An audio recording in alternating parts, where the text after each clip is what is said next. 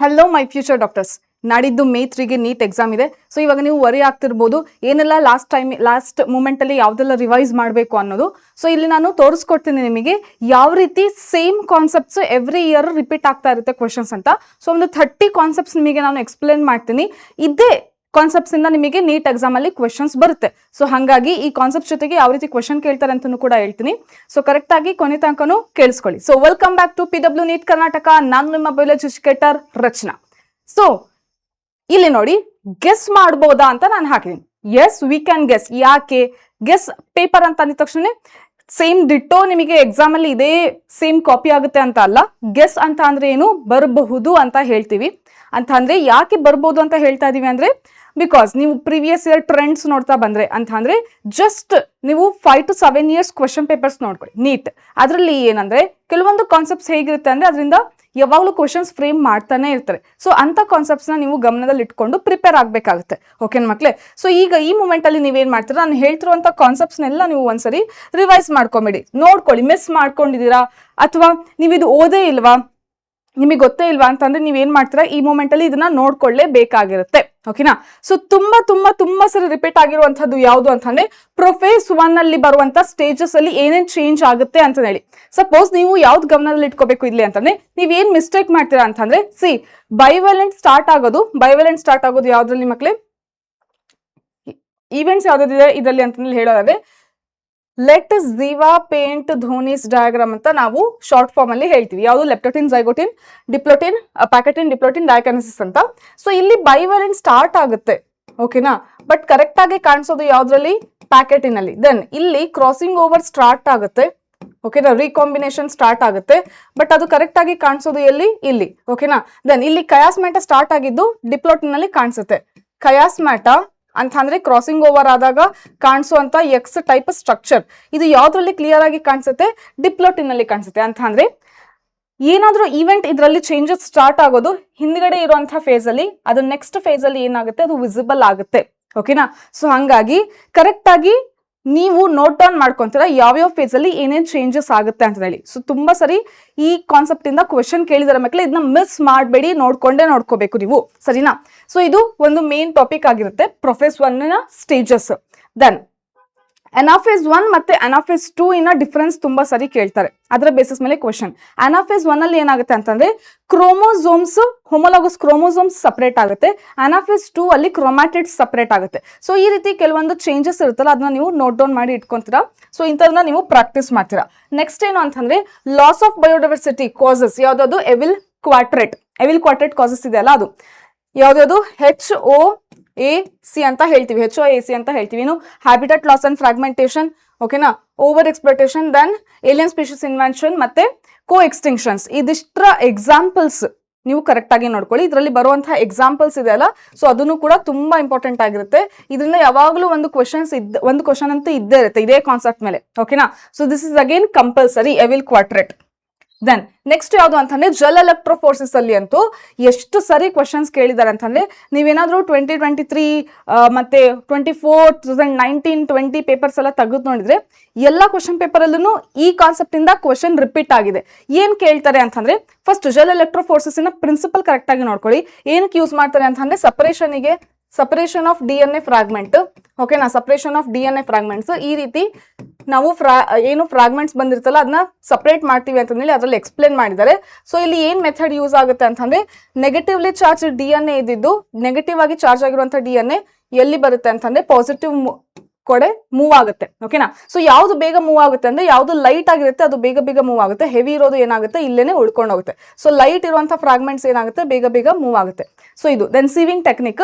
Then ಇದರಲ್ಲಿ ಯಾವ stain use ಮಾಡ್ತಾರೆ, ಇಥಿಡಿಯಂ ಬ್ರೋಮೈಡ್. ದೆನ್ ಯಾವ ಲೈಟ್ ಅಲ್ಲಿ ನೋಡ್ತಾರೆ, UV ಲೈಟ್. ದೆನ್ ಅದು ಈ ಪ್ಲೇಟ್ ಇಂದ DNA ಫ್ರಾಗ್ಮೆಂಟ್ ನ ತೆಗಿಲಿಕ್ಕೆ ಏನಂತ ಹೇಳ್ತಾರೆ, ಎಲ್ಯೂಷನ್. ಓಕೆನಾ? ಸೊ ಇದೆಲ್ಲ ಕಾನ್ಸೆಪ್ಟ್ಸ್ ಇಂದನೂ ಕ್ವಶನ್ ಬಂದಿದೆ. ಸೊ ಮೋಸ್ಟ್ ರಿಪೀಟೆಡ್ ಅನ್ನುವಂಥದ್ದು ಇದು ಆಗಿರುತ್ತೆ. ಓಕೆನಾ? ಸೊ ಇಂಥ ಕ್ವಶನ್ ನೀವು ಎಕ್ಸ್ಪೆಕ್ಟ್ ಮಾಡಬಹುದು. ದೆನ್ RNA ಪಾಲಿಮರೇಸ್ ಟೈಪ್ಸ್ ಮತ್ತೆ ಅದರ ರೋಲ್ ಕೇಳ್ತಾರೆ. ಸಪೋಸ್ ನೋಡಿ, RNA ಪಾಲಿಮರೇಸ್ ಇಂದು ರೋಲ್ ಏನಾಗುತ್ತೆ, ಸಪೋಸ್ ಪ್ರೋಕ್ಯಾರಿಯೋಟ್ ಅಲ್ಲಿ ಇದ್ರೆ ಏನಾಗುತ್ತೆ, RNA ಪಾಲಿಮರೇಸ್ ಒಂದೇ ಇರುತ್ತೆ, ಒಂದೇ RNA ಪಾಲಿಮರೇಸ್ ಇರುತ್ತೆ. ಯಾವ್ದ್ರಲ್ಲಿ? ಪ್ರೊಕ್ಯಾರಿಯೋಟ್ಸ್. ಎಲ್ಲ RNA ಟೈಪ್ಸ್ನು ಕೂಡ ಅದೇ ಪ್ರೊಡ್ಯೂಸ್ ಮಾಡುತ್ತೆ. ಯಾವ್ದ್ರಲ್ಲಿ? ಪ್ರೊಕ್ಯಾರಿಯೋಟ್ಸ್ ಅಲ್ಲಿ ಮಕ್ಕಳೇ. ಓಕೆನಾ?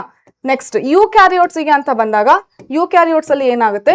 There are 3 kinds. ಯೂಕ್ಯಾರಿಯೋಟ್ಸ್ ಅಲ್ಲಿ 3 ಟೈಪ್ಸ್ ಇದೆ. ಯಾವ್ದು? RNA ಪಾಲಿಮರೇಸ್ 1, 2 ಮತ್ತೆ 3 ಅಂತ ಇರುತ್ತೆ. ಓಕೆನಾ? ಸೊ ಒಂದೊಂದಕ್ಕೆ ಒಂದೊಂದು ರೋಲ್ ಇದೆ. ಸಪೋಸ್ 1 ಅಂತಂದ್ರೆ ಏನು? 1 ಅಂತಂದ್ರೆ ರ್ಯಾಂಕ್ 1 ಅಂತ ಅಂದ ತಕ್ಷಣ ನಿಮಗೆ ಏನಾಗಬೇಕು? RRNA ಪ್ರೊಡ್ಯೂಸ್ ಮಾಡುತ್ತೆ ಅಂತ ನೆನ್ಪಿಟ್ಕೊಳ್ಳಿ. 2 ಅಂತಂದ್ರೆ ಮಿಡಲ್ ಅಂತಂದ್ರೆ ಏನು? mRNA ಅಂತ, ಆ ರೀತಿ. ಓಕೆನಾ? ದೆನ್ 3 ಅಂತಂದ್ರೆ it starts with T, so that's why it is tRNA. ಈ ರೀತಿ ನೆನ್ಪಿಟ್ಕೊಳ್ಳಿ. ಮತ್ತೆ ಇದರಲ್ಲಿ ಸಬ್ ಟೈಪ್ಸ್ ಬರುತ್ತಲ್ಲ, ಅದನ್ನು ಕೂಡ. ಸೊ ನೋಡಿ, mRNA ಮುಂಚೆ ಏನಂತ ಹೇಳ್ತೀವಿ ನಾವು? HNRNA ಅಂತಾನು ಕೂಡ ಹೇಳ್ತೀವಿ. ಯಾಕಂದ್ರೆ ಇದರಲ್ಲಿ ಎಕ್ಸಾನ್ಸ್ ಮತ್ತೆ ಇಂಟ್ರಾನ್ಸ್ ಇರುತ್ತೆ. ಸೊ ಹಂಗಾಗಿ ಇದು ಟೈಪ್ ಆಗಿರುತ್ತೆ. ದೆನ್ ಇದರಲ್ಲಿ ಎಲ್ಲದನ್ನು ಕೂಡ 8 ಅಂತ ಎಂಡಿಂಗ್ ಆಗಿರುತ್ತೆ. 5.8 ಈ ರೀತಿ, 1.8, 5.8 ಈ ರೀತಿ 8 ಅಂತ ಬರುತ್ತೆ. ಸೊ ಅದು ಟೈಪ್ ಆಗಿರುತ್ತೆ. ದೆನ್ ಇದರಲ್ಲಿ tRNA ಮುಂಚೆ ನಾವು ಸಾಲ್ಯುಬಲ್ RNA ಅಂತಾನು ಕೂಡ ಹೇಳ್ತೀವಿ. ಸೊ ಹಂಗಾಗಿ SNRNA, SRNA ಅಂತ ನೆನ್ಪಿಟ್ಕೊಂತೀರಾ, ಸರಿನಾ? ಸೊ ಇದಿಷ್ಟು ಟೈಪ್ಸ್ ಆಗಿತ್ತು. ಸೊ ಇದರ ಬೇಸಿಸ್ ಮೇಲೆ ನಿಮಗೆ ಕ್ವೆಶನ್ ಕೇಳ್ತಾರೆ. ಗೊತ್ತಾಯ್ತಲ್ಲ ಯಾವ ರೀತಿ ನೆನ್ಪಿಟ್ಕೋಬೇಕು ಅಂತ? ರ್ಯಾಂಕ್ 1 RNA, ಮಿಡಲ್, ಸೆಕೆಂಡ್ ಇರೋದಕ್ಕೆ middle, that's why mRNA, T ಅಲ್ಲಿ 3 ಬರುತ್ತೆ. So that's why tRNA. ಗೊತ್ತಾಯ್ತು? ದೆನ್ ಸೆಲ್ ಸೈಕಲ್ ಅಲ್ಲಿ ಫೇಸಸ್ ಅಲ್ಲಿ ಏನೇನ್ ಚೇಂಜಸ್ ಆಗುತ್ತೆ ಅಂತ ಹೇಳಿ ತುಂಬಾ ಸರಿ ಕ್ವೆಶನ್ ಕೇಳಿದ್ರೆ ಮಕ್ಕಳಿಗೆ. ಸೆಲ್ ಸೈಕಲ್, ಸೆಲ್ ಡಿವಿಷನ್ ಒಂದು ಹೈ ವೇಟೇಜ್ ಕಾನ್ಸೆಪ್ಟ್. ಇದರಲ್ಲಿ ನೀವು ಎಕ್ಸ್ಪೆಕ್ಟ್ ಮಾಡಿದ್ರಲ್ಲ ಅಷ್ಟೊಂದು ಕ್ವೆಶನ್ಸ್ ಕೆಲವೊಂದ್ ಸರಿ ಎಕ್ಸಾಮ್ ಅಲ್ಲಿ 5 ಕ್ವೆಶನ್ಸ್ 6 ಕ್ವೆಶನ್ಸ್ ಕೂಡ ಕೇಳಿದ್ದಾರೆ. ಓಕೆನಾ? ಕೆಲವೊಂದು ಇಯರ್ ಅಲ್ಲಿ. ಸೊ ಇದರಲ್ಲಿ ಯಾವುದು ಅಂತಂದ್ರೆ ನೋಡಿ, ಇಂಟರ್ಫೇಸ್ ಅಲ್ಲಿ ಬರುವಂತದ್ದು G1. ಫಸ್ಟ್ G0 ಫೇಸ್ ಅಲ್ಲಿ ಏನಾಗುತ್ತೆ? Then G1. ಓಕೆನಾ? ದೆನ್ S ಫೇಸ್ ಅಲ್ಲಿ, ದೆನ್ G2 ಫೇಸ್ ಅಲ್ಲಿ, ದೆನ್ M ಫೇಸ್ ಅಲ್ಲಿ ಏನೇನ್ ಚೇಂಜಸ್ ಆಗುತ್ತೆ ಅಂತ ಹೇಳಿ ಕ್ವೆಶನ್ ಕೇಳ್ತಾರೆ ಮಕ್ಕಳೇ. ಓಕೆನಾ? ಸಪೋಸ್ ಇಲ್ಲಿ ನಿಮಗೆ ರೆಪ್ಲಿಕೇಶನ್ ಆದ್ರೆ, ಇಲ್ಲಿ ರೆಪ್ಲಿಕೇಶನ್ ಜೊತೆ ಇನ್ನೊಂದು ಏನಾಗುತ್ತೆ ಅಂದ್ರೆ ಸೆಂಟ್ರಿಯೋಲ್ ಡೂಪ್ಲಿಕೇಶನ್ ಕೂಡ ಆಗುತ್ತೆ. ಸೆಂಟ್ರಿಯೋಲ್ ಅಥವಾ ಸೆಂಟ್ರೋಸೋಮ್ ಅದನ್ನು ಕೂಡ ರೆಪ್ಲಿಕೇಟ್ ಆಗುತ್ತೆ, ಆ ರೀತಿ. ಸೊ ಅಂತ ಕ್ವೆಶನ್ಸ್ ಯಾವ ಫೇಸ್ ಅಲ್ಲಿ ಏನೇನು ಚೇಂಜಸ್ ಆಗುತ್ತೆ ಅನ್ನೋ ರೀತಿ ನೀವು ಇನ್ಫಾರ್ಮೇಶನ್ ಒಂದ್ ಕಡೆ ಬರೆದು ಇಟ್ಕೊಂಡು ಇದನ್ನ ನೋಡ್ಕೊಂತೀರಾ, ಸರಿನಾ ಮಕ್ಕಳೇ? ದೆನ್ ಪ್ಲೆಸೆಂಟೇಷನ್ ಮತ್ತೆ ಎಸ್ಟಿವೇಷನ್ ಟೈಪ್ಸ್. ಇದರಲ್ಲಿ ಎಕ್ಸಾಂಪಲ್ಸ್ ಕ್ವೆಶನ್ಸ್ ತುಂಬಾ ಸರಿ ಕೇಳ್ತಾರೆ. ಸೊ ಎಕ್ಸಾಂಪಲ್ಸ್ ಕ್ವೆಶನ್ಸ್ ಕರೆಕ್ಟ್ ಆಗಿ ನೆನ್ಪಿಟ್ಕೊಳ್ಳಿ. ಅಂತಂದ್ರೆ ಪ್ಲೆಸೆಂಟೇಷನ್ ಟೈಪ್ಸ್ ಇದೆಲ್ಲ, ಅದರಲ್ಲಿ ಯಾವ್ದಾವ್ದಕ್ಕೆ ಯಾವ್ದು ಎಕ್ಸಾಂಪಲ್, ಚೈನಾ ರೋಸ್ ಯಾವ್ದಕ್ಕೆ ಎಕ್ಸಾಂಪಲ್, ಡಯಾಂಥಾಕ್ಸ್ ಯಾವ್ದಕ್ಕೆ ಎಕ್ಸಾಂಪಲ್, ಗೊತ್ತಾಗ್ತಿದೆಯಲ್ಲ? ನೆಕ್ಸ್ಟ್ ಬೇಸಲ್ ಪ್ಲೆಸೆಂಟೇಷನ್ಗೆ ಎಕ್ಸಾಂಪಲ್ ಏನು, ಈ ರೀತಿ. ಅಂಡ್ ಡೆಫಿನೇಷನ್ ಕೂಡ ಅಷ್ಟೇ, ಪ್ಲೆಸೆಂಟೇಷನ್ ಡೆಫಿನೇಷನ್, ಎಸ್ಟಿವೇಷನ್ ಡೆಫಿನೇಷನ್, ಓಕೆನಾ? And then examples. Okay, so ಇದನ್ನ ನೀವು ಮರಿಬೇಡಿ, ಇದನ್ನ ನೋಡ್ಕೊಂಡಿ. ಓಕೆನಾ? ನೆಕ್ಸ್ಟ್ ಕೆಲ್ವಿನ್ ಸೈಕಲ್ ಅಲ್ಲಿ ಇನ್ಪುಟ್ ಮತ್ತೆ ಔಟ್ಪುಟ್ ಬೇಸ್ಡ್ ಕ್ವಶನ್ ಕೇಳ್ತಾರೆ. ಓಕೆನಾ? ಇನ್ಪುಟ್ ಮತ್ತೆ ಔಟ್ಪುಟ್ ಏನ್ ಬರುತ್ತೆ ಅಂತ ಹೇಳಿ. ಸಪೋಸ್ ಕೆಲ್ವಿನ್ ಸೈಕಲ್ ಅಲ್ಲಿ ಬೇಕಾಗಿರುವಂತಹದ್ದು ಏನು?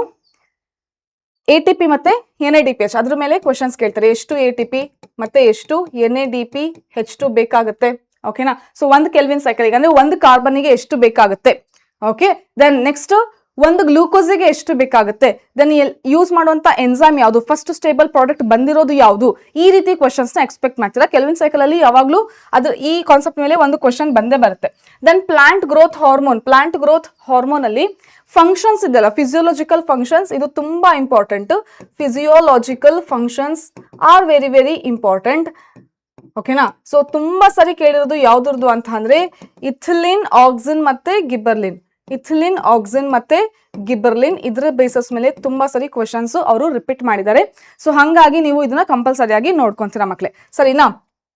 ನೆಕ್ಸ್ಟ್ ಏನು ಅಂತಂದ್ರೆ ಕೆಮಿಯಾಸ್ಮೋಟಿಕ್ ಥಿಯರಿ. ಕೆಮಿಯಾಸ್ಮೋಟಿಕ್ ಥಿಯರಿಯಲ್ಲಿ ಏನ್ ಕೇಳ್ತಾನೆ ಅಂತಂದ್ರೆ ಆ ಪ್ಯಾರಾಗ್ರಾಫ್ NCERT ಅಲ್ಲಿ ಕೊಟ್ಟಿರುವಂತದ್ದು 3 ಪಾಯಿಂಟ್ಸ್ ಇದೆ ಮಕ್ಕಳೇ. ಕೆಮಿಯಾಸ್ಮೋಟಿಕ್ ಥಿಯರಿಯಲ್ಲಿ 3 ಮೇನ್ ಔಟ್ಕಮ್ಸ್ ಇದೆ. ಸೊ ಅದರ ಬೇಸಿಸ್ ಮೇಲೆ ಅದರಲ್ಲಿ ಬರುವಂತಹ ಸೆಂಟೆನ್ಸ್ ಅಲ್ಲಿ ನಿಮಗೆ ಕ್ವೆಶನ್ಸ್ ಕೇಳ್ತಾರೆ. ಸಪೋಸ್ ಕೆಮಿಯಾಸ್ಮೋಟಿಕ್ ಥಿಯರಿ, ಸೊ ಕೆಮಿಯಾಸ್ಮೋಸಿಸ್ ಥಿಯರಿ ಎಲ್ಲಾಗುತ್ತೆ ಅಂತಂದ್ರೆ ಲ್ಯೂಮನ್ ಒಳಗಡೆ ಮತ್ತೆ ಮೆಂಬ್ರೇನ್ ಅಲ್ಲಿ ಆಗುವಂತ ಚೇಂಜಸ್ ಇದು. ಸೊ ಇಲ್ಲಿ ಯಾವ್ದು ಫೋಟೋ ಸಿಸ್ಟಮ್ ಫಸ್ಟ್ ಬರುತ್ತೆ, ಫೋಟೋ ಸಿಸ್ಟಮ್ 1 2 ಅಂತ ಕೇಳ್ತಾರೆ. ಫೋಟೋ ಸಿಸ್ಟಮ್ 2 ಫಸ್ಟ್ ಬರುತ್ತೆ, ನೆಕ್ಸ್ಟ್ 1 ಬರುತ್ತೆ. ಓಕೆನಾ? ನೆಕ್ಸ್ಟ್ ಇಲ್ಲಿ NADP ಏನಾಗುತ್ತೆ, ರಿಡಕ್ಟೇಸ್ ಫಾರ್ಮೇಶನ್ ಆಗುತ್ತೆ. ಸೊ ಅದು ಎಲ್ಲಾಗುತ್ತೆ, ಸ್ಟ್ರೋಮಾ ಕಡೆ ಆಗುತ್ತೆ. ನೆಕ್ಸ್ಟ್ ಇಲ್ಲಿ ATP ಸಿಂಥಸಿಸ್ ಕೂಡ ಆಗುತ್ತೆ. ಓಕೆನಾ? ಸೊ ATP ಸಿಂಥಸಿಸ್ ಕೂಡ ಆಗುತ್ತೆ, ಅದನ್ನು ಕೂಡ ಸ್ಟ್ರೋಮಾದಲ್ಲಿ ಆಗುತ್ತೆ. ಓಕೆ, ನೆಕ್ಸ್ಟ್ ವಾಟರ್ ಸ್ಪ್ಲಿಟ್ ಆಗೋದು ಎಲ್ಲಾಗುತ್ತೆ, ಲ್ಯೂಮನ್ ಅಲ್ಲಿ ಆಗುತ್ತೆ. ದೆನ್ ಲ್ಯೂಮನ್ ಅಲ್ಲಿ ಯಾವ್ದ್ರ ಕಾನ್ಸಂಟ್ರೇಷನ್ ಜಾಸ್ತಿ ಇರುತ್ತೆ, ಪ್ರೋಟಾನ್ ಕಾನ್ಸಂಟ್ರೇಷನ್ ಜಾಸ್ತಿ ಇರುತ್ತೆ. ಓಕೆನಾ? ಸೊ ಈ ರೀತಿ ಕ್ವೆಶನ್ಸ್ ನ ಎಕ್ಸ್ಪೆಕ್ಟ್ ಮಾಡ್ಬೋದು. ಗೊತ್ತಾಗ್ತಿದೆನಾ? ಸೊ ಫಸ್ಟ್ ಪ್ರಾಡಕ್ಟ್ ಏನ್ ಬರುತ್ತೆ, ಇಲ್ಲಿಂದ ಆಕ್ಸಿಜನ್ ಬರುತ್ತೆ, ಆಕ್ಸಿಜನ್ ಎವಾಲ್ವ್ ಆಗುತ್ತೆ. ಓಕೆ, ವಾಟರ್ ಸ್ಪ್ಲಿಟ್ಟಿಂಗ್ ಆದ್ಮೇಲೆ ಆಕ್ಸಿಜನ್ ಎವಾಲ್ವ್ ಆಗುತ್ತೆ. ದೆನ್ ಏನೇನು ಇಲ್ಲಿ ಚೇಂಜಸ್ ಆಗುತ್ತೆ ಅಂತ ಕೂಡ ನೀವು ನೋಡ್ಕೊಂತೀರಾ. That is chemiosmotic theory is very very important. Then enzymes ಅಲ್ಲಿ ಎಲ್ಲ ಕಾನ್ಸೆಪ್ಟ್ ಇಂಪಾರ್ಟೆಂಟ್. ಎನ್ಸೈಮ್ಸ್ ಅಲ್ಲಿ ಎಲ್ಲಾ ತರ ಕ್ವಶನ್ಸ್ ಕೇಳಿದ್ದಾರೆ. ಯಾವುದು ಬಯೋಮಾಲಿಕ್ಯೂಲ್ಸ್ ಚಾಪ್ಟರ್ ಅಲ್ಲಿ ಬರುವಂತಹ ಎನ್ಸೈಮ್ಸ್ ಕಾನ್ಸೆಪ್ಟ್ ಅಲ್ಲಿ. ಓಕೆನಾ? ಸಪೋಸ್ ಎನ್ಸೈಮ್ ಕ್ಲಾಸಿಫಿಕೇಶನ್ ಇದೆಲ್ಲ, ಕ್ಲಾಸಿಫಿಕೇಶನ್ ಟೈಪ್ಸ್ ಅಲ್ಲಿನೂ ಕೂಡ ನಿಮಗೆ ಕ್ವಶನ್ ಕೇಳ್ತಾರೆ. ಇದಕ್ಕೆ ನೆನ್ಪಿಟ್ಕೊಳ್ಳೋಕೆ ಏನಂತ ಹೇಳ್ತೀರಾ, oh that hat is little. Little ಈಗ ಶಾರ್ಟ್ ಫಾರ್ಮ್ ಏನಂತ ಬರಿತೀವಿ, LIL ಅಂತ ಬರಿತೀವಿ. ಓಕೆನಾ, ಆಕ್ಸಿಡೋರೇಟೇಸ್, ಟ್ರಾನ್ಸ್ಫರೇಸ್, ಹೈಡ್ರೋಲೇಸ್, ಲೈಯೇಸ್, ಐಸೋಮೆರೇಸ್ ಮತ್ತೆ ಲೈಗೇಸ್. ಗೊತ್ತಾಗ್ತಿದಲ್ಲ ಯಾವ ರೀತಿ ಅಂತ ಹೇಳಿ. So O that hat is little ಅಂತ ನೆನ್ಪಿಟ್ಕೊಳ್ಳಿ, ಆರ್ಡರ್ ನೆನಪಾಗುತ್ತೆ. ದೆನ್ ಇದರಲ್ಲಿ ಏನೇನು ಚೇಂಜಸ್ ಆಗುತ್ತೆ ಅಂತ ನೆನ್ಪಿಟ್ಕೊಳ್ಳಿ. ದೆನ್ ಕೋಫ್ಯಾಕ್ಟರ್ ಟೈಪ್ಸ್ ಬಗ್ಗೆ ಕೇಳ್ತಾರೆ, ಕೋಫ್ಯಾಕ್ಟರ್ ಟೈಪ್ಸ್ ಬಗ್ಗೆ ಮತ್ತೆ enzyme activity enzyme activity base ಮೇಲೂ ಕೂಡ ಕ್ವೆಶನ್ ಕೇಳ್ತಾರೆ. ಸರಿನಾ ಮಕ್ಕಳೇ? ಸೊ ಇದು ನೀವು ಕಂಪಲ್ಸರಿ ನೋಡ್ಕೊಂತೀರಾ ಅಂತ ಅನ್ಕೊಂಡಿದ್ದೀನಿ. So this is very very important. Then next ಯಾವ್ದು ಅಂತಂದ್ರೆ ECG ವೇವ್. ಇದರಲ್ಲಿ ಬರುತ್ತಲ್ಲ P ವೇವ್ ಮತ್ತೆ Q ವೇವ್, ಡಿಪೋಲರೈಸೇಷನ್, ಇದೆಷ್ಟನ್ನು ಕೂಡ ನೀವು ನೆನ್ಪಿಟ್ಕೊಳ್ಳಿ. ಯಾಕಂದ್ರೆ ಇದರಲ್ಲಿ match the following basis question ತುಂಬಾ ಸಾರಿ ರಿಪೀಟ್ ಮಾಡಿದ್ದಾರೆ. ಓಕೆನಾ, ಸೊ ಯಾವ್ದ್ರಲ್ಲಿ ಏನೇನ್ ಚೇಂಜಸ್ ಆಗುತ್ತೆ ಅಂತ ಹೇಳಿ. So this is again important concept.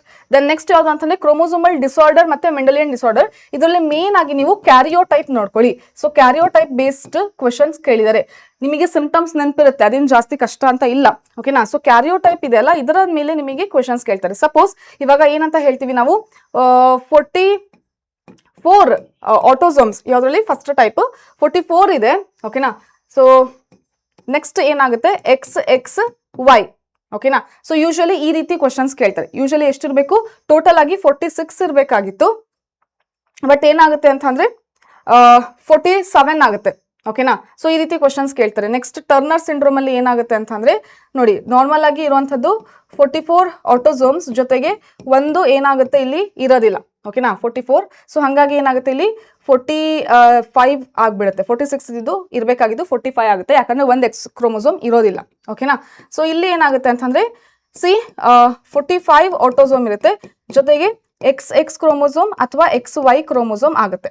So total ಆಗಿ 45, 46, 47 ಆಗ್ಬಿಡುತ್ತೆ. ಯಾಕೆ ಅಂದ್ರೆ so this is because of Down syndrome. ಗೊತ್ತಾಗ್ತಿದಾನ? ಸೊ ಡೌನ್ ಸಿಂಡ್ರೋಮ್ ಅಲ್ಲಿ ಏನಾಗುತ್ತೆ, 21st ಕ್ರೋಮೋಸೋಮ್ ಅಲ್ಲಿ ಒಂದು ಕ್ರೋಮೋಸೋಮ್ ಎಕ್ಸ್ಟ್ರಾ ಆಗಿರುತ್ತೆ. ಸೊ ಹಾಗಾಗಿ 44 instead of 44 it will be 45. ಇದು ಆಟೋಸೋಮ್ ಅಲ್ಲಿ ಚೇಂಜ್ ಆಗಿರುತ್ತೆ, ಬಟ್ ಇಲ್ಲಿ ಇರುವಂತದ್ದು ಎರಡರಲ್ಲಿ ಏನಾಗುತ್ತೆ ಅಂತಂದ್ರೆ ಎಲ್ಲೋಸೋಮ್ ಅಲ್ಲಿ ಚೇಂಜ್ ಆಗುತ್ತೆ. ಸೊ ಇದರ ಬೇಸಿಸ್ ಮೇಲೆ ನಿಮಗೆ ಕ್ವೆಶನ್ಸ್ ನ ಕೇಳ್ತಾರೆ, ಎಕ್ಸ್ಪೆಕ್ಟ್ ಮಾಡಬಹುದು ಮಕ್ಕಳೇ. ಸರಿನಾ? ದೆನ್ ಮೆಂಡಲಿಯನ್ ಡಿಸಾರ್ಡರ್ ಅಲ್ಲಿ ಏನೇನು ಕಾಸ್ ಇದೆ ಅದನ್ನ ನೋಡ್ಕೊಳ್ಳಿ. Sickle cell anaemia, haemophilia, okay, thalassaemia, ಇದರಲ್ಲಿ ಕಾಸ್ ಏನಾಗುತ್ತೆ, ದೆನ್ ಏನು ಎಫೆಕ್ಟ್, ಕಾಸ್ ಹೆಂಗೆ, ಅದರದ ಎಫೆಕ್ಟ್ ಏನು ಅಂತ ಹೇಳಿ ನೀವು ಕ್ವೆಶನ್ಸ್ ನ ಸಾಲ್ವ್ ಮಾಡ್ತೀರಾ. ಓಕೆನಾ, ಸೊ ಇದರಲ್ಲಿ ನಿಮಗೆ ಕ್ವೆಶನ್ಸ್ ಪೆಡಿಗ್ರಿ ಬೇಸ್ಡ್ ಕ್ವೆಶನ್ಸ್ ಕೂಡ ಕೇಳುವಂತ ಚಾನ್ಸಸ್ ಇರುತ್ತೆ. ಸೊ ಇದನ್ನ ಕರೆಕ್ಟ್ ಆಗಿ ನೋಡ್ಕೊಂತೀರಾ. ಓಕೆನಾ, ಸೊ ಇದು ತುಂಬಾ ಇಂಪಾರ್ಟೆಂಟ್, ಕಂಪಲ್ಸರಿ ಕ್ವೆಶನ್ ಬಂದೇ ಬರ್ತದೆ. ದೆನ್ ಕಾಂಟ್ರಸೆಪ್ಟಿವ್ ಅಲ್ಲಿ ನ್ಯಾಚುರಲ್ ಮೆಥಡ್ ಯಾವುದು, ಓಕೆನಾ, ಸೊ ನ್ಯಾಚುರಲ್ ಮೆಥಡ್ ಯಾವುದು, ಬ್ಯಾರಿಯರ್ ಮೆಥಡ್ ಯಾವುದು, ದೆನ್ IUDs ಅಲ್ಲಿ ಟೈಪ್ಸ್ ಇದೆಲ್ಲ, ಇದರಿಂದ ಕಂಪಲ್ಸರಿ ಆಗಿ ಕ್ವೆಶನ್ ಬಂದೇ ಬರುತ್ತೆ. ಇದನ್ನ ನೋಡ್ಕೊಳ್ಳಿ. ಸರಿನಾ? ನೆಕ್ಸ್ಟ್ ಯಾವ್ದು ಅಂದ್ರೆ ಎಂಡೋಮೆಂಬ್ರೇನ್ ಸಿಸ್ಟಮ್ ಮತ್ತೆ ಅದರ ಫಂಕ್ಷನ್. ಎಂಡೋಮೆಂಬ್ರೇನ್ ಸಿಸ್ಟಮ್ ಅಲ್ಲಿ ಯಾವ್ದು ಬರುತ್ತೆ ಮಕ್ಕಳು, endoplasmic reticulum, Golgi complex, lysosomes ಮತ್ತೆ ವ್ಯಾಕ್ಯೂಲ್ಸ್. ಇದರಲ್ಲಿ ಅದರ ಸ್ಟ್ರಕ್ಚರ್ ಮತ್ತೆ ಫಂಕ್ಷನ್ ಬೇಸ್ಡ್ ನೀವು ಕ್ವೆಶನ್ಸ್ ನ ಪ್ರಾಕ್ಟೀಸ್ ಮಾಡ್ತಾರೆ. ಸಪೋಸ್ ಗಾಲ್ಗಿ ಕಾಂಪ್ಲೆಕ್ಸ್ ಅಲ್ಲಿ ನಿಮಗೆ ಸಿಸ್ ಫೇಸ್ ಮತ್ತೆ ಟ್ರಾನ್ಸ್ಫೇಸ್ ಅಂತ ಇರುತ್ತೆ. ಸಿಸ್ ಫೇಸ್ ಅಲ್ಲಿ ಏನಾಗುತ್ತೆ, ಎಂಡೋಪ್ಲಾಸ್ಮಿಕ್ ರೆಟಿಕ್ಯುಲಮ್ ಇಂದ ಬಂದಿರುವಂತ ಪಾರ್ಟಿಕಲ್ಸ್ ನ ತಗೊಂಡು ಟ್ರಾನ್ಸ್ಫಾರ್ಮ್ ಮಾಡಿ ಮತ್ತೆ ಟ್ರಾನ್ಸ್ಫೇಸ್ಗೆ ಕಳಿಸ್ಕೊಡುತ್ತೆ. ಸೊ ಈ ರೀತಿ ಅಂದ್ರೆ ಸ್ಟ್ರಕ್ಚರ್ ಬೇಸ್ಡ್ ಫಂಕ್ಷನ್ ಕ್ವೆಶನ್ಸ್ ಆ ರೀತಿ ನೀವು ಪ್ರಾಕ್ಟೀಸ್ ಮಾಡ್ತೀರಾ. ಎಂಡೋಮೆಂಬ್ರೇನ್ ಸಿಸ್ಟಮ್ ಅಂತ ಯಾಕೆ ಹೇಳ್ತಾ ಇದೀವಿ ಅಂದ್ರೆ ಇದರಲ್ಲಿ ಈ ಸ್ಟ್ರಕ್ಚರ್ಸ್ ಅಲ್ಲಿ ಒಂದೇ ಒಂದು ಮೆಂಬ್ರೇನ್ ಇರುತ್ತೆ. ಓಕೆನಾ, ಸೊ ಒಂದೇ ಒಂದು ಮೆಂಬ್ರೇನ್ ಇರುತ್ತೆ, ಹಾಗಾಗಿ ಎಂಡೋಮೆಂಬ್ರೇನ್ ಸಿಸ್ಟಮ್. ಅದೇ ಕ್ಲೋರೋಪ್ಲಾಸ್ಟ್ ಮತ್ತೆ ಮೈಟೋಕಾಂಡ್ರಿಯಾದಲ್ಲಿ 2 ಮೆಂಬ್ರೇನ್ ಇರುತ್ತೆ, ಔಟರ್ ಮೆಂಬ್ರೇನ್, ಇನ್ನರ್ ಮೆಂಬ್ರೇನ್ ಅಂತ. ಬಟ್ ಇದರಲ್ಲಿ ಆ ರೀತಿ ಇರಲ್ಲ. ಸೊ ಎಂಡೋಮೆಂಬ್ರೇನ್ ಸಿಸ್ಟಮ್ ಅಲ್ಲಿ ಬರುವಂತಹ ಎಲ್ಲ ಆರ್ಗನಲ್ಸ್ ಇನ ಸ್ಟ್ರಕ್ಚರ್ ಅಂಡ್ ಫಂಕ್ಷನ್ಸ್ ನೀವು ನೋಡ್ಕೊಂಡು ಹೋಗ್ತೀರಾ. ದೆನ್ ಲ್ಯಾಕ್ ಆಪಿರಾನ್ ಕಾನ್ಸೆಪ್ಟ್ ಅಂತ ನಿಮಗೆ ಗೊತ್ತಿದೆ, ತುಂಬಾ ತುಂಬಾ ತುಂಬಾ ಇಂಪಾರ್ಟೆಂಟ್. ನೀವು ಹೇಗೆ ನೆನ್ಪಿಟ್ಕೊಂತೀರಾ ಅಂತಂದ್ರೆ ಪಿಪ್ಪೋ ZYA ಅಂತ ನೆನ್ಪಿಟ್ಕೊಳ್ಳಿ, PIPO ಪಿಪ್ಪೋ. ಓಕೆನಾ, ದೆನ್ ZYA ಇದರ ಫಂಕ್ಷನ್ಸ್ ಅಂತೂ ನಿಮಗೆ ಗೊತ್ತಿದೆ, ಬೀಟಾ ಗ್ಯಾಲಕ್ಟೋಸಿಡೇಸ್, ಪರ್ಮಿಯಸ್ ಟ್ರಾನ್ಸ್ ಅಸಿಟೈಲೇಸ್ ಅಂತ. ನೀವು ಇಲ್ಲಿ ಒಂದು ಗಮನದಲ್ಲಿ ಇಟ್ಕೊಬೇಕಾಗಿರೋದು ಏನು ಅಂತಂದ್ರೆ ಐ ಅಂತ ಅಂದ್ರೆ ಏನು, ಇನ್ಹಿಬಿಟರ್. ಓಕೆನಾ, ಐ ಅಂತ ಅಂದ್ರೆ ಏನು, ಇನ್ಹಿಬಿಟರ್. ಓಕೆನಾ, ಏನ್ ಮಾಡುತ್ತೆ ಇದು, ಇನ್ಹಿಬಿಟ್ ಮಾಡುತ್ತೆ. ಇನ್ಹಿಬಿಟ್ ಅಂತಂದ್ರೆ ಪ್ರೊಸೆಸ್ ನ ಸ್ಟಾಪ್ ಮಾಡುವಂತ ಕೆಲಸ. ಹೇಗೆ ಸ್ಟಾಪ್ ಮಾಡುತ್ತೆ ಅಂತಂದ್ರೆ ಬೈ ಪ್ರೊಡ್ಯೂಸಿಂಗ್ ರಿಪ್ರೆಸಾರ್. ಸೊ ಈ ರಿಪ್ರೆಸಾರ್ ಪ್ರೋಟೀನ್ ಇದೆಲ್ಲ ಇದು ಯಾವಾಗ್ಲೂ ಪ್ರೊಡ್ಯೂಸ್ ಆಗ್ತಾನೆ ಇರುತ್ತೆ. It produces always. ಓಕೆನಾ, inhibitor always produces repressor protein. So ಹಂಗಾಗಿ ಇದನ್ನ ಅಂತ ಹೇಳ್ತೀವಿ ನಾವು ಕಾನ್ಸ್ಟಿಟ್ಯೂಯೆಂಟ್ ಅಂತ ಹೇಳ್ತೀವಿ. ಕಾನ್ಸ್ಟಿಟ್ಯೂಯೆಂಟ್ ಓಕೆನಾ ಮೀನ್ಸ್ ಯಾವಾಗ್ಲೂ ಪ್ರೊಡ್ಯೂಸ್ ಆಗ್ತಾನೆ ಇರುತ್ತೆ ನಿರಂತರ. ಸೊ ನಿರಂತರ ಏನಾಗುತ್ತೆ, ರಿಪ್ರೆಸಾರ್ ಪ್ರೋಟೀನ್ ಪ್ರೊಡ್ಯೂಸ್ ಆಗ್ತಾನೆ ಇರುತ್ತೆ. ಲ್ಯಾಕ್ಟೋಸ್ ಮೀಡಿಯಂ ಅಲ್ಲಿ ಇರ್ಲಿ ಬಿಡ್ಲಿ ಒಂದು ಮಾತ್ರ ಕೆಲಸ ಕಂಪಲ್ಸರಿ ಆಗುತ್ತೆ. ಯಾವ್ದು ಅಂತಂದ್ರೆ ದಟ್ ಈಸ್ ಪ್ರೊಡಕ್ಷನ್ ಆಫ್ ಯಾವುದು this one repressor protein. Okay, so in ಮಿಕ್ಕಿರುವಂಥದ್ದು ಎಲ್ಲದ್ರದ್ದು ಫಂಕ್ಷನ್ ನಿಮಗೆ ಗೊತ್ತಿರುತ್ತೆ. ಸೊ ನೀವು ಇದನ್ನ ಸಾಲ್ವ್ ಮಾಡ್ತೀರಾ ಇದ್ರ ಬೇಸಿಸ್ ಮೇಲೆ ಕ್ವೆಶನ್ಸ್. ಓಕೆನಾ, so this is very very important. Then joints ಬಗ್ಗೆ. ಓಕೆನಾ, ಸೊ ಇಲ್ಲಿ ಹ್ಯೂಮನ್ ಫಿಸಿಯಾಲಜಿ ಬರುವಂತಹ ಜಾಯಿಂಟ್ಸ್ ನ ಟೈಪ್ಸ್ ಇದೆ ಅಲ್ಲ, ಸೊ ಅದರ ಬೇಸಿಸ್ ಮೇಲೆ match the following type questions ಕೇಳ್ತಾರೆ. ಸೊ ಹಾಗಾಗಿ ಇದನ್ನ ನೀವು ನೋಡ್ಕೊಂತೀರಾ, ಸರಿನಾ. ಸೊ ನೆಕ್ಸ್ಟ್ ಯಾವುದು ಅಂತಂದ್ರೆ ಮೈಕ್ರೋಬಿಯಲ್ ಪ್ರಾಡಕ್ಟ್ಸ್. ನಿಮಗೆ ಗೊತ್ತಿದೆಲ್ಲ ಮೈಕ್ರೋಬ್ಸ್ ಇನ್ ಹ್ಯೂಮನ್ ವೆಲ್ಫೇರ್ ಅಲ್ಲಿ ಬರುವಂತಹ ಆರ್ಗಾನಿಸಮ್ ನೇಮ್, ಅದರ ಎಂತ ಟೈಪ್ ಆಫ್ ಆರ್ಗನಿಸಮ್ ಅಂದ್ರೆ ಅದು ಫಂಗೈನ ಅಥವಾ ವೈರಸ್ ಗೊತ್ತಾಗ್ತಿದೆಲ್ಲ ಅಂಥದ್ದು, ಪ್ರೋಟೋಜೋವನ ಅದು. ದೆನ್ ನೆಕ್ಸ್ಟ್ ಅದರಿಂದ ಏನು ಪ್ರಾಡಕ್ಟ್ ಬರುತ್ತೆ ಅಥವಾ ಅದರಿಂದ ಏನು ಎಫೆಕ್ಟ್ ಇದೆ. ಸೊ ಈ ರೀತಿ ನೀವು ಲಿಸ್ಟ್ ರೆಡಿ ಮಾಡ್ಕೊಂತೀರಾ. ಸೊ ಅದರಿಂದಾನೇ ನಿಮಗೆ ಕ್ವೆಶನ್ಸ್ ಬಂದೇ ಬರುತ್ತೆ. ಸೊ ಮೈಕ್ರೋಬ್ಸ್ ಇಂದ ಕಂಪಲ್ಸರಿ ಒಂದು ಕ್ವಶನ್ ಇದ್ದೇ ಇರುತ್ತೆ. ಸೊ ಯಾವ್ದು ಅಂತಂದ್ರೆ ಸಪೋಸ್ ಸೈಕ್ಲೋಸ್ಪೋರಿನ್ ಎ ಅಂತ ಇದೆ ಅಂತ ತಿಳ್ಕೊಳ್ಳಿ, ಅದಕ್ಕೆ ಏನು ಅದ್ರದ್ದು ಎಫೆಕ್ಟ್ ಏನು, ಅದು ಎಂತ ಆರ್ಗಾನಿಸಮ್, ಈ ರೀತಿ ಕ್ವಶನ್ಸ್ ಗೊತ್ತಾಗ್ತಿದೆಲ್ಲ. ಸೊ ಈ ಕ್ವಶನ್ಸ್ ನೀವು ಪ್ರಾಕ್ಟೀಸ್ ಮಾಡಲೇಬೇಕು, ಸರಿನಾ ಮಕ್ಕಳೇ. ಸೊ ನೆಕ್ಸ್ಟ್ ಯಾವುದು ಅಂತಂದ್ರೆ ಫಂಗೈಯಲ್ಲಿ ಏನಂತಂದ್ರೆ ಇದರಲ್ಲಿ ಮೇನ್ ಆಗಿ ಎಕ್ಸಾಂಪಲ್ಸ್ ಕೇಳ್ತಾರೆ ಮತ್ತೆ ಇದರ ಲೈಫ್ ಸೆಕ್ಷುವಲ್ ಸೈಕಲಿನ ಟೈಪ್ಸ್ ಫೇಸಸ್ ಇದೆಯಲ್ಲ ಅದು. Just a second, sexual cycle ಅಲ್ಲಿ ಫೇಸಸ್ ಬರುತ್ತಲ್ಲ ಅದನ್ನ ಕೇಳ್ತಾರೆ ನಿಮಗೆ. ಓಕೆನಾ, ಸೆಕ್ಷುವಲ್ ಸೈಕಲ್ ಅಲ್ಲಿ ಫೇಸಸ್ ಇದೆ, ಅದ್ರ ಬಗ್ಗೆ ನಿಮಗೆ ಕ್ವಶನ್ಸ್ ನ ಕೇಳ್ತಾರೆ, ಸರಿನಾ. ಸೊ ಫಂಗೈ ಎಕ್ಸಾಂಪಲ್ಸ್ ನೋಡ್ಕೊಳ್ಳಿ, match the following type questions ತುಂಬಾ ಸರಿ ಬರುತ್ತೆ ಇದರಲ್ಲಿ, ಸರಿನಾ. ನೆಕ್ಸ್ಟ್ ಏನು ಅಂತಂದ್ರೆ ಡಿಫ್ರೆನ್ಸಿಯೇಷನ್. ನೋಡಿ ಮಕ್ಕಳೇ, ಕಾನ್ಸೆಪ್ಟ್ಸ್ ಇದೆಲ್ಲ ಡಿಫ್ರೆನ್ಸಿಯೇಷನ್, ಡಿಫ್ರೆನ್ಸಿಯೇಷನ್, ಡಿಫ್ರೆನ್ಸಿಯೇಷನ್, ಇದರಿಂದ ನಿಮಗೆ ಕ್ವಶನ್ ಬಂದೇ ಬರುತ್ತೆ. ಸೊ ಫಸ್ಟ್ ಮೆರಿಸ್ಟಮ್ಯಾಟಿಕ್ ಸೆಲ್ ಇರುತ್ತೆ, ಮೆರಿಸ್ಟಮ್ಯಾಟಿಕ್ ಸೆಲ್ ಇದ್ದು ಪರ್ಮನೆಂಟ್ ಸೆಲ್ ಆಗುತ್ತೆ. ಸೊ ಪರ್ಮನೆಂಟ್ ಸೆಲ್ ಆದ್ಮೇಲೆ ಇಲ್ಲಿ ಬರುವಂತದ್ದು ಯಾವುದು ಪ್ಯಾರೆನ್ಕೈಮಾ, ಕೊಲೆನ್ಕೈಮಾ, ಝೈಲಮ್, ಫ್ಲೋಯಮ್ ಇದೆಲ್ಲ ಪ್ರೊಡ್ಯೂಸ್ ಆಗುತ್ತೆ. ನೆಕ್ಸ್ಟ್ ಇದು ಮತ್ತೆ ವಾಪಸ್ ಡಿಫ್ರೆನ್ಶಿಯೇಟ್ ಅಂತ ಅಂದ್ರೆ ಏನು, ಇದು ಮೆಚೂರ್ ಆಗಿರುತ್ತೆ. ಓಕೆನಾ, ಸೊ ಮತ್ತೆ ವಾಪಸ್ ಏನು ಮೆರಿಸ್ಟಮ್ಯಾಟಿಕ್ ಫೇಸಿಗೆ ಬರಬೇಕು ಅಂತ ಹೇಳಿ ಅದು ಏನ್ ಮಾಡ್ಕೊಳ್ಳುತ್ತೆ, ಮೆಚೂರ್ ಆಗಿರುವಂತಹ ಫಂಕ್ಷನ್ ಯಾವುದು ಡಿಫ್ರೆನ್ಸಿಯೇಷನ್ ಆಗಿರುವಂತಹ ಫಂಕ್ಷನ್ ಕಳ್ಕೊಳ್ಳುತ್ತೆ. ಓಕೆನಾ, ಸೊ ಹಂಗಾಗಿ ಏನಂತ ಹೇಳ್ತೀವಿ ನಾವು, ಡಿಫ್ರೆನ್ಸಿಯೇಷನ್ ಅಂತ ಹೇಳ್ತೀವಿ. ಈಗ ಡಿ ಅಂತ ಅಂದ್ರೆ ಬಿಡ್ತು, ಡಿಫ್ರೆನ್ಸಿಯೇಷನ್ ಆಗಿರುವಂತಹ ಕೆಲಸ ಬಿಟ್ಟಿದೆ. ಸೊ ಹಂಗಾಗಿ ಡಿಫ್ರೆನ್ಸಿಯೇಷನ್ ಅಂತ ಹೇಳ್ತೀವಿ. ಸೊ ಈ ಕೆಲಸ ಬಿಟ್ಟಿದೆ ಇದು. ನೆಕ್ಸ್ಟ್ ವಾಪಸ್ ಏನಾಗುತ್ತೆ ಅಂತಂದ್ರೆ ವಾಪಸ್ ಇದು ಮತ್ತೆ ಮೆಚುರೇಷನ್ ಫೇಸ್ಗೆ ಬರುತ್ತೆ.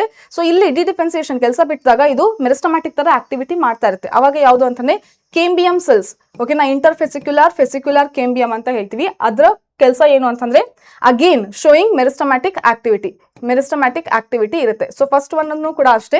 So this is meristematic activity. ಓಕೆನಾ, ಸೊ ಮೆರಿಸ್ಟಮ್ಯಾಟಿಕ್ ಆಕ್ಟಿವಿಟಿ ಇರುತ್ತೆ.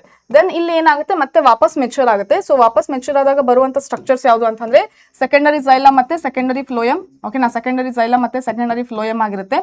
ದೆನ್ ಇನ್ನೊಂದು ಯಾವುದು ಅಂತಂದ್ರೆ ಫೆಲ್ಲಮ್. ಓಕೆನಾ, ನೆಕ್ಸ್ಟ್ ಫೆಲ್ಲೋಡಮ್.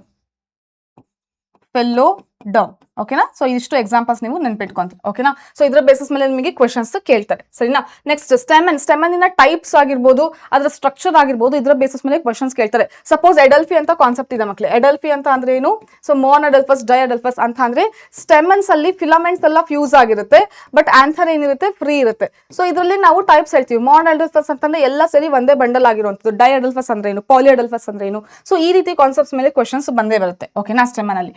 ನೆಕ್ಸ್ಟ್ ಯಾವುದು ಅಂತಂದ್ರೆ ಎವಲ್ಯೂಷನ್ ಅಲ್ಲಿ ಬರುವಂತಹದ್ದು ಟೈಪ್ಸ್ ಯಾವುದು ಅಂತಂದ್ರೆ ಕಾನ್ವರ್ಜೆಂಟ್ ಎವಲ್ಯೂಷನ್, ಡೈವರ್ಜೆಂಟ್ ಎವಲ್ಯೂಷನ್, ಇದರ ಬೇಸಿಸ್ ಮೇಲೆ ಕ್ವೆಶನ್ಸ್ ಕೇಳ್ತಾರೆ ನಿಮಗೆ. ಸೊ ಇದನ್ನ ನೀವು ಕರೆಕ್ಟ್ ಆಗಿ ನೋಡ್ಕೊಳ್ಳಿ. ಓಕೆನಾ, ಕನ್ವರ್ಜೆಂಟ್ ಅಂತಂದ್ರೆ ಹೋಮೋಲಜಿ, ಅನಾಲಜಿ ಬೇಸ್ಡ್ ಕ್ವೆಶನ್ಸ್. ಓಕೆನಾ, so that is nothing but what homology ಮತ್ತೆ ಅನಾಲಜಿ ಬೇಸ್ಡ್ ಕ್ವೆಶನ್ಸ್ ನಿಮಗೆ ಕಂಪಲ್ಸರಿ ಕೇಳ್ತಾರೆ. ಓಕೆನಾ, ನೆಕ್ಸ್ಟ್ ಯಾವ್ದು ಅಂತಂದ್ರೆ ಹಾರ್ಡಿ ವಿನ್ಬರ್ಗ್ ಈಕ್ವಿಲಿಬ್ರಿಯಂ ಅಲ್ಲಿ. ಸೊ ಯಾವ್ದು ಹಾರ್ಡಿ ವಿನ್ಬರ್ಗ್ ಈಕ್ವಿಲಿಬ್ರಿಯಂ ಅಲ್ಲಿ ಅಪ್ಲೈ ಆಗಲ್ಲ. ಹಾರ್ಡಿ ವಿನ್ಬರ್ಗ್ ಫ್ಯಾಕ್ಟರ್ಸ್ ಯಾವ್ದು ಅಂತ ಫಸ್ಟ್ ಕೇಳ್ತಾರೆ. ದೆನ್ ಅದಾದ್ಮೇಲೆ ಇದರ ಈಕ್ವೇಶನ್ ಬೇಸ್ಡ್ ಕ್ವೆಶನ್ಸ್ ಕೇಳ್ತಾರೆ. ಓಕೆನಾ, ಸೊ ಈಕ್ವೇಶನ್ ಬೇಸ್ಡ್ ಕ್ವೆಶನ್ಸ್ ಕೇಳ್ತಾರೆ. ಇದ್ರಲ್ಲಿ ನೀವು ಏನ್ ನೆನ್ಪಿಟ್ಕೊಂಡಿರ್ಬೇಕು ಅಂದ್ರೆ P + Q = 1 ಅಂತ ನೆನ್ಪಿಟ್ಕೊಳ್ಳಿ. Then P² + Q² + 2PQ = 1. ಓಕೆನಾ, ಸೊ ಇಲ್ಲಿ P² ಅಂತ ಅಂದ್ರೇನು, ಹೋಮೋಸೈಗಸ್ ಡಾಮಿನೆಂಟ್ ಇಂಡಿವಿಜುವಲ್. ಓಕೆನಾ, Q² ಅಂತಂದ್ರೆ ಇಲ್ಲಿ ಹೋಮೋಸೈಗಸ್ ರಿಸೆಸಿವ್ ಇಂಡಿವಿಜುವಲ್ ಆಗುತ್ತೆ. ದೆನ್ P ಅಂತ ಅಂದ್ರೆ ಇಲ್ಲಿ ಡಾಮಿನೆಂಟ್ ಅಲೀಲ್ ಅಂತ ಹೇಳ್ತೀವಿ. ಇದನ್ನ ಡಾಮಿನೆಂಟ್ ಅಲೀಲ್ ಅಂತ ಹೇಳ್ತೀವಿ. ಓಕೆನಾ, ಸೊ ಈ ರೀತಿ ನೀವು ಡಿಫ್ರೆನ್ಸ್ ನೆನ್ಪಿಟ್ಕೊಳ್ಳಿ. ಇದು ಅಲೀಲ್, ಹಾಗೆ ಇದು ರಿಸೆಸಿವ್ ಅಲೀಲ್ ಆಗುತ್ತೆ. ಇದು ಹೋಮೋಸೈಗಸ್ ಡಾಮಿನೆಂಟ್ ಇಂಡಿವಿಜುವಲ್ ಅಂತ ಹೇಳ್ತೀವಿ. ಸೊ ಕ್ವೆಶನ್ ಅಲ್ಲಿ ಏನಾದ್ರು ಡಾಮಿನೆಂಟ್ ಇಂಡಿವಿಜುವಲ್ ಅಂತ ಬಂತು ಅಂದ್ರೆ ದೇ ಆರ್ ಟಾಕಿಂಗ್ ಅಬೌಟ್ ಯಾವುದು P² ಅಂತ ಅರ್ಥ. 2PQ ಅಂತ ಅಂದ್ರೆ ಇದು ಹೆಟಿರೋಸೈಗಸ್ ಅಂತ ಅರ್ಥ. ಓಕೆನಾ, ಸೊ 2PQ ಅಂತ ಅಂದ್ರೆ ಇದು ಹೆಟಿರೋಸೈಗಸ್. ಇದು ಗೊತ್ತಿತ್ತು ಅಂತಾನೆ ನೀವು ಕ್ವೆಶನ್ಸ್ ನ ಸಾಲ್ವ್ ಮಾಡ್ತೀರಾ ಮಕ್ಕಳೇ, ಸರಿನಾ. ಸೊ ಇದು ನೋಡ್ಕೊಳ್ಳಿ. Next transport of oxygen in blood ಅಂತ ಅಂದ್ರೆ ಇಲ್ಲಿ ಆಕ್ಸಿ ಹಿಮೋಗ್ಲೋಬಿನ್ ಬಗ್ಗೆ ಕ್ವಶನ್ಸ್ ಕೇಳ್ತಾರೆ. ಆಕ್ಸಿ ಹಿಮೋಗ್ಲೋಬಿನ್ ಬಗ್ಗೆ ಕ್ವಶನ್ಸ್ ಕೇಳ್ತಾರೆ. ಸೊ ಇದಿಷ್ಟು ಪ್ರಾಸೆಸ್ ಇದೆ ಅಲ್ಲ, ಇದು ಏನ್ ಪ್ರಾಸೆಸ್ ಇದೆ ಅಲ್ಲ, ಇದ್ರ ಬಗ್ಗೆ ನೀವು ಕರೆಕ್ಟ್ ಆಗಿ ನೋಡ್ಕೊಳ್ಳಿ. ಇಲ್ಲಿಂದನೂ ಕೂಡ ಕ್ವಶನ್ ನೀವು ಎಕ್ಸ್ಪೆಕ್ಟ್ ಮಾಡ್ಬೋದು. ದೆನ್ ಏನು ಅಂತ ಅಂದ್ರೆ ನೆಕ್ಸ್ಟ್ ಏನು ಅಂದ್ರೆ ಅನಿಮಲ್ ಕಿಂಗ್ಡಮ್. ಓಕೆನಾ. ಸೊ ಅನಿಮಲ್ ಕಿಂಗ್ಡಮ್ ಅಲ್ಲಿ ಬರುವಂತಹ ಎಕ್ಸಾಂಪಲ್ಸ್ ಆಗಿರ್ಬೋದು. ದೆನ್ ಫಸ್ಟ್ ಒಂದು ಟೇಬಲರ್ ಕಾಲಮ್ ಕೊಟ್ಟಿದ್ದಾರೆ. ಸೊ ಸ್ಟಾರ್ಟಿಂಗ್ ಈಗೇನೆ ಓಕೆನಾ. ಸೊ ಅದ್ರ ಬೇಸಿಸ್ ಮೇಲೆ ಕ್ವಶನ್ ಕೇಳ್ತಾರೆ. ಸಪೋಸ್ ಸೀಲೋಮ್ ಆಗಿರ್ಬೋದು, ಸಿಮೆಟ್ರಿ ಆಗಿರ್ಬೋದು, ಇಂಥದ್ರ ಮೇಲೆ ಕ್ವಶನ್ಸ್ ಕೇಳ್ತಾರೆ. ಓಕೆನಾ. ಸೀಲೋಮ್ ಆಗಿರ್ಬೋದು, ನೆಕ್ಸ್ಟ್ ಸಿಮೆಟ್ರಿ. ಸೊ ಇದರ ಬೇಸಿಸ್ ಮೇಲೆ ನಿಮಗೆ ಕ್ವಶನ್ಸ್ ನ ಕೇಳ್ತಾರೆ, ಎಕ್ಸ್ಪೆಕ್ಟ್ ಮಾಡ್ಬೋದು. ಸೊ ಹಾಗಾಗಿ ಇದನ್ನ ಕರೆಕ್ಟ್ ಆಗಿ ನೋಡ್ಕೊಳ್ಳಿ. ಓಕೆನಾ.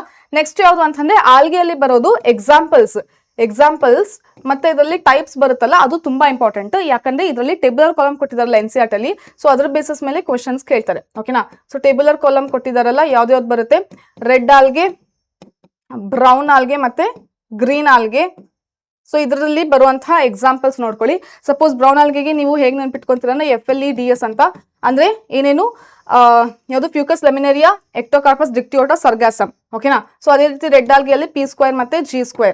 ದೆನ್ ಗ್ರೀನ್ ಆಲ್ಗೆಯಲ್ಲಿ ಬರೋದು ಮೇನ್ ಆಗಿ ನಿಮಗೆ ಐಸೋಗ್ಯಾಮಸ್, ಊಗ್ಯಾಮಸ್ ಕಂಡೀಷನ್ ಅಲ್ಲಿ ಬರುವಂತಹ ಎಕ್ಸಾಂಪಲ್ಸ್ ನೆನ್ಪಿಟ್ಕೊಳ್ಳಿ. ಅದ್ರ ಬೇಸಿಸ್ ಮೇಲೆ ಕ್ವಶನ್ಸ್ ಕೇಳ್ತಾರೆ. ಓಕೆನಾ. So this is very very important about algae. Then conservation types, ex situ ಮತ್ತೆ ಇನ್ಸಿಟು ಕನ್ಸರ್ವೇಷನ್. ಇದು ತುಂಬಾ ಈಸಿ ಆಗಿದೆ, ನೀವು ಈಸಿಯಾಗಿ ನೆನ್ಪಿಟ್ಕೋಬಹುದು. ಎಕ್ಸಿಟು ಮತ್ತೆ ಇನ್ಸಿಟು ಕನ್ಸರ್ವೇಷನ್ ಟೈಪ್ಸ್ ಬಗ್ಗೆ ಕ್ವಶನ್ ಕೇಳ್ತಾರೆ. In situ conservation types. ಓಕೆನಾ. So this is again one important concept you have to follow. Got this ಮಕ್ಕಳೇ. ಸೊ ನೆಕ್ಸ್ಟ್ ಯಾವುದು ಅಂತ ಅಂದ್ರೆ ಗ್ಲೈಕೋಲಿಸಿಸ್ ಮತ್ತೆ ಕ್ರೆಬ್ಸ್ ಸೈಕಲ್ ಇಂದ ಕ್ವಶನ್ ಕೇಳ್ತಾರೆ. ಗ್ಲೈಕೋಲಿಸಿಸ್ ಅಲ್ಲಿ ಸಪೋಸ್ ಒನ್ ಗ್ಲೂಕೋಸ್ ತಗೊಂಡ್ರೆ ಏನ್ ಪ್ರಾಡಕ್ಟ್ ಬರುತ್ತೆ, ಮಕ್ಕಳೇ 2-ಪೈರುವಿಕ್ ಆಸಿಡ್ ಬರುತ್ತೆ. ಇಲ್ಲಿ 2-ಪೈರುವಿಕ್ ಆಸಿಡ್ ಬಂದಾಗ ಎಷ್ಟು ATP ಯುಟಿಲೈಸ್ ಆಯ್ತು ಅಂತ, ಟೋಟಲ್ ಆಗಿ ನೆಟ್ ATP ಎಷ್ಟು ಅಂತಂದ್ರೆ 2 ATP ಬರುತ್ತೆ.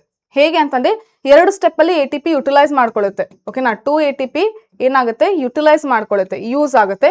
ಇನ್ನು 4 ATP ಏನಾಗುತ್ತೆ, ಪ್ರೊಡ್ಯೂಸ್ ಆಗುತ್ತೆ. ಬಟ್ ಟೋಟಲ್ ಆಗಿ ನಾವು ಕಂಡಿಡ್ಕೊಂಡಾಗ ಅಂದ್ರೆ ಮೈನಸ್ ಮಾಡಿದಾಗ ನಮಗೆ ಉಳ್ಕೊಳ್ಳೋದು 2. ಓಕೆನಾ. ಸೊ ಇದು ಪ್ರೊಡ್ಯೂಸ್ ಆಗಿರುತ್ತೆ. ಸೊ ಕೊನೆಗೆ ನಮಗೆ ಅಷ್ಟು ಸಿಗುತ್ತೆ. ದೆನ್ ಯಾವ ಸ್ಟೆಪ್ ಅಲ್ಲಿ ATP ಯೂಸ್ ಆಯ್ತು, ಯಾವ ಸ್ಟೆಪ್ ಅಲ್ಲಿ ATP ಪ್ರೊಡ್ಯೂಸ್ ಆಯ್ತು ಅಂತ ಕೇಳ್ತಾರೆ. ದೆನ್ ಕ್ರೆಬ್ಸ್ ಸೈಕಲ್ ಅಲ್ಲಿ ಬರುವಂತದ್ದು ಕಾರ್ಬನ್ ನಂಬರ್. ಸಪೋಸ್ ಸಕ್ಸಿನಿಕ್ ಆಸಿಡ್ ಅಂತ ಬರುತ್ತೆ ಒಂದು. ಓಕೆನಾ. ಅಲ್ಲಿ ಸಕ್ಸಿನಿಕ್ ಆಸಿಡ್ ಬರುತ್ತೆ, ಆಲ್ಫಾ ಕೀಟೋ ಗ್ಲುಟರಿಕ್ ಆಸಿಡ್ ಅಂತ ಬರುತ್ತೆ. ಸೊ ಇದರ ಕಾರ್ಬನ್ ನಂಬರ್ ಏನು, ಕೀಟೋ ಗ್ಲುಟರಿಕ್ ಆಸಿಡ್ ಅಂತ ಬಂತು. ಸೊ ಈಗ ಇದರಲ್ಲಿ ಎಷ್ಟು ಕಾರ್ಬನ್ ಇದೆ ಮಕ್ಕಳು, ಇದರಲ್ಲಿ 5 ಕಾರ್ಬನ್ ಇದೆ. ಸೊ ಇದರಲ್ಲಿ 4 ಕಾರ್ಬನ್ ಇದೆ. ಸೊ ಈ ರೀತಿ ಬೇಸಿಸ್ ಕ್ವಶನ್ಸ್ ಕೇಳ್ತಾರೆ ನಿಮಗೆ. ಆಮೇಲೆ ಫಸ್ಟ್ ಸ್ಟೇಬಲ್ ಪ್ರಾಡಕ್ಟ್ ಯಾವುದು ಬಂತು ಅಂತಾನು ಕೂಡ ಕೇಳ್ತಾರೆ. ದೆನ್ DNA ಫಿಂಗರ್ ಪ್ರಿಂಟಿಂಗ್ ಮತ್ತೆ ಹ್ಯೂಮನ್ ಜೀನೋಮ್ ಪ್ರಾಜೆಕ್ಟ್ ಅಲ್ಲಿ ಬರುವಂತಹ ಔಟ್ಕಮ್ ಏನು, ಅದರ ಬೇಸ್ ಮೇಲೆ ಕ್ವಶನ್ ಕೇಳ್ತಾರೆ. ದೆನ್ ಇದರಲ್ಲಿ ಸ್ಟೆಪ್ಸ್ ಇದೆಲ್ಲ, ಈ ಸ್ಟೆಪ್ಸ್ ಅಲ್ಲಿ ಏನೇನು ಮೇನ್ ಪ್ರಿನ್ಸಿಪಲ್ಸ್ ಯೂಸ್ ಆಗುತ್ತೆ ಅಂತಾನು ಕೂಡ ಕ್ವಶನ್ಸ್ ಕೇಳ್ತಾರೆ. ಸರಿನಾ. ದೆನ್ ಲಾಸ್ಟ್ ಯಾವುದು ಅಂತಂದ್ರೆ ಡಿಕಂಪೋಸಿಷನ್ ಅಲ್ಲಿ ಬರುವಂತದ್ದು ಸ್ಟೆಪ್ಸ್ ಬೇಸಿಸ್ ಮೇಲೆ ಕ್ವಶನ್ ಕೇಳ್ತಾರೆ. ಓಕೆ. ಫ್ರಾಗ್ಮೆಂಟೇಶನ್, ಲೀಚಿಂಗ್, ಕೆಟಬಾಲಿಸಮ್, ಹ್ಯೂಮಿಫಿಕೇಶನ್ ಮತ್ತೆ ಮಿನರಲೈಸೇಷನ್. ಸೊ ಇದೆಲ್ಲದದ್ದು ಮತ್ತೆ ಕೊನೆಗೆ ಫ್ಯಾಕ್ಟರ್ಸ್ ಇದೆ. ಡಿಕಂಪೋಸಿಷನ್ ಪ್ರಾಸೆಸ್ ಜಾಸ್ತಿ ಮಾಡ್ಲಿಕ್ಕೆ ಕೆಲವೊಂದು ಫ್ಯಾಕ್ಟರ್ಸ್ ಅಥವಾ ಕಡಿಮೆ ಯಾಕೆ ಆಗುತ್ತೆ ಅಂತ ಫ್ಯಾಕ್ಟರ್ಸ್ ಇದೆಲ್ಲ. ಸೊ ಇದರ ಬೇಸಿಸ್ ಮೇಲೆ ಕ್ವಶನ್ಸ್ ಕೇಳ್ತಾರೆ. ಸೊ ಇದಿಷ್ಟು ಕಾನ್ಸೆಪ್ಟ್ಸ್ ಮಕ್ಕಳೇ ನೀವು ಮರೀಲಿಲ್ಲಂಗೆನೆ ಎಲ್ಲ ಕವರ್ ಮಾಡ್ಕೊಂಡು ಹೋಗ್ತೀರಾ ಎಕ್ಸಾಮಿಗೆ. ಸೊ ಇದೆಲ್ಲ ನೀವು ಏನು ಲಾಸ್ಟ್ ಇನ್ನೊಂದು ಉಳಿತಲ್ಲ. So last one is mycoplasma. So ಇದರಲ್ಲಿ ಮಕ್ಕಳು ಏನಾಗುತ್ತೆ ಅಂತ ಅಂದ್ರೆ ಸೆಲ್ ಯೂನಿಟ್ ಆಫ್ ಲೈಫ್ ಮತ್ತೆ ಬಯೋಲಾಜಿಕಲ್ ಕ್ಲಾಸಿಫಿಕೇಶನ್ ಇದೆರಡರ ಕಾನ್ಸೆಪ್ಟ್ ಮಿಕ್ಸ್ ಮಾಡಿಬಿಟ್ಟು ಇಲ್ಲಿ ಮೈಕೋಪ್ಲಾಸ್ಮಾದು ಕ್ವಶನ್ ಕೇಳ್ತಾರೆ. ಸಪೋಸ್ ಇದರ ಸೈಜ್ ಎಷ್ಟು, ತುಂಬಾ ಚಿಕ್ಕದಾಗಿರುವಂತದ್ದು ಇರುತ್ತೆ. ದೆನ್ ಇದಕ್ಕೆ ಸೆಲ್ ವಾಲ್ ಇರೋದಿಲ್ಲ. Then it can live without oxygen ಇಲ್ಲದೂ ಕೂಡ ಇದು ಬದುಕುತ್ತೆ. ಸೊ ಇದಿಷ್ಟು ಕಾನ್ಸೆಪ್ಟ್ಸ್ ತುಂಬಾ ಇಂಪಾರ್ಟೆಂಟ್ ಆಗಿರುತ್ತೆ.